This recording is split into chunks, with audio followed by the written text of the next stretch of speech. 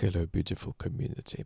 I want to say something big picture, important about the Epstein Files. I'm sorry we don't have a Sunday live today, and I'm speaking to you like this.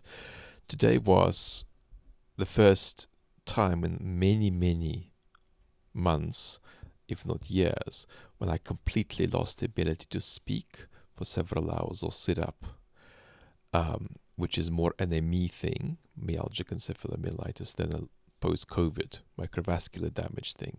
So even though the latter has been such a huge challenge and stopped me from standing, today it was a remarkable experience with ME, with the former. But you're going to be okay if we just speak like this briefly. We are living in an age of distrust in political institutions that's not unprecedented, but is pretty historically rare. I mean, these crises of distrust come less frequently than once a century. So that's how bad this is at the level of distrust in the political process, distrust in institutions, and distrust in citizen capacity to make sense of politics. Distrust, therefore, in the very idea that there is anything about it that does make sense.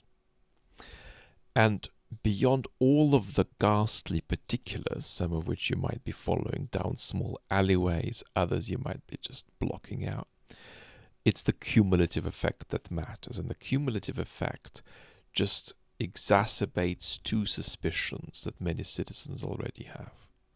First, that there is an Epstein class, that there is an elite that essentially gets to do whatever the hell it wants without consequence or accountability.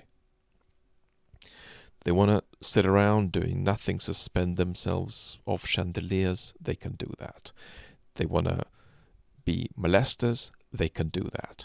There's nothing that they can't do. There are no consequences. They're unaccountable, and whether they are or aren't in some kind of death spiral of moral degradation isn't the point. The point is that that's a state in which they could find themselves and yet stay in their place without us being able to do anything about it. The second consequence is even more corrosive, and that's the suspicion, which is already there but is now exaggerated, that effectively the difference between engaging in wild conspiracy theorizing and asking questions about legitimate justification, rationally demanding appropriate transparency and explanation, the gap between these two has melted down. Because here are some utterly insane conspiratorial questions that have been asked about politics, and it now half seems that they are at least partly appropriate, that have actual answers that are utterly unimaginable. That's a very, very dangerous corrosive collapse, right? If a citizen can really no longer see the difference between wild conspiratorial thought and legitimate questions about justification. So this encourages magical thinking about politics, and encourages either the collapse of any picture of how politics works, or the elaboration of a very special magical picture of how politics works that is unreal, but is a sort of, if you like, representation of the darkness of the minds of citizens who find themselves alienated, lost, excluded, and disoriented in an extraordinary historical moment of distrust.